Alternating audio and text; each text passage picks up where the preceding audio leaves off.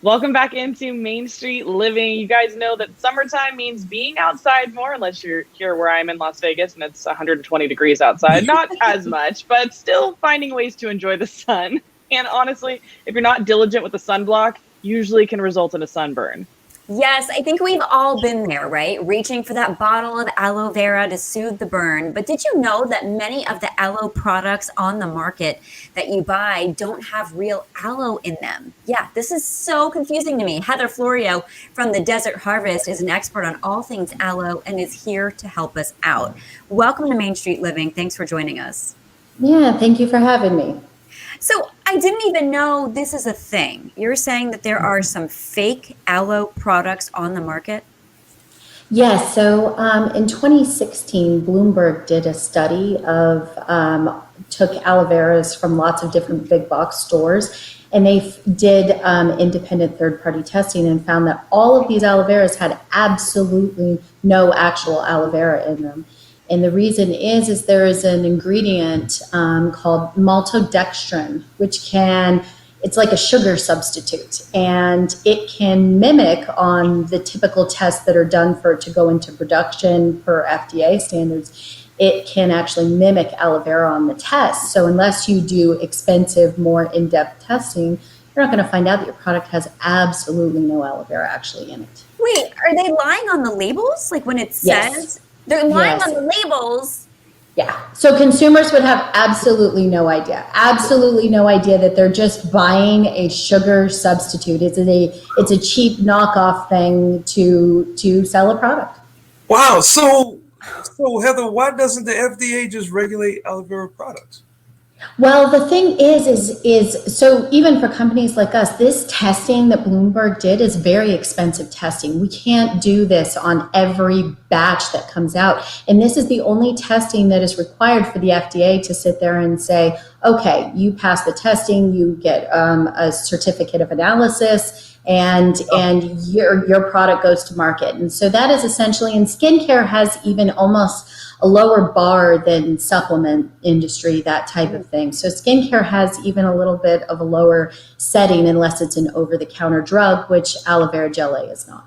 Wow. Oh my gosh. And I mean, I don't understand why these companies are doing this, because I would think it's got to be dangerous to mislead. Money.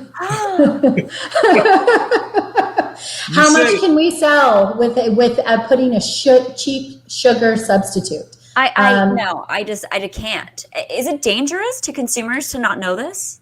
It is dangerous in the sense that if you have a sunburn and you're trying to treat something therapeutically and you're not getting the benefit of the product that you are trying to put on your skin to reduce the inflammation, help speed the healing of your sunburn, then yes, you are doing yourself a disservice and a detriment. Wow. So let's talk about the red flags that consumers should be on the lookout for when purchasing these products then. Again, as we mentioned before, it's really hard because these products were labeled correctly. They did have the correct label. So as a consumer, it is really hard to go in there and look and know for sure. I will give you some easy red flags, which your aloe should not be green.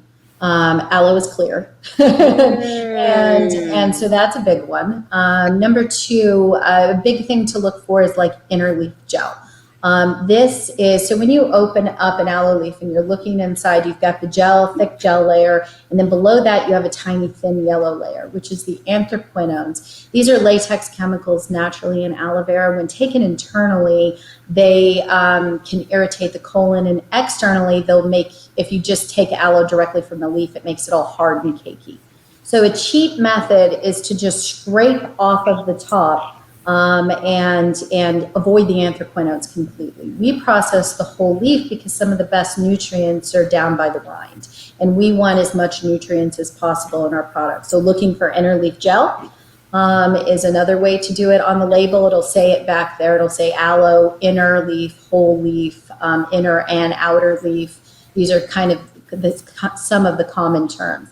And then the only other thing that a consumer can do is really buy from a brand that you trust, a brand that you know that is reputable and has been making aloe vera products or in the aloe vera industry for quite some time. Oh my goodness. There's just so much to learn, so many surprises about this. where can our viewers go for more information? So they're welcome to check out on our website. We have a whole host of information here at desertharvest.com. And if they check out our aloe vera gelée product, there's a whole host of information. Plus, we have an entire portal of research data and everything that people can reference and take a look at to help guide their decision making.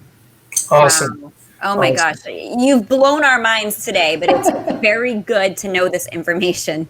Thank you. Yes, it is. Thank you. Thank you so much for having me. All right, Heather. Well, Cheryl, enjoying the outside doesn't always have to be on some exotic island. In fact, after the break, we'll have to show you how to create your own oasis in your backyard. So it's pretty cool. Can't wait to see that.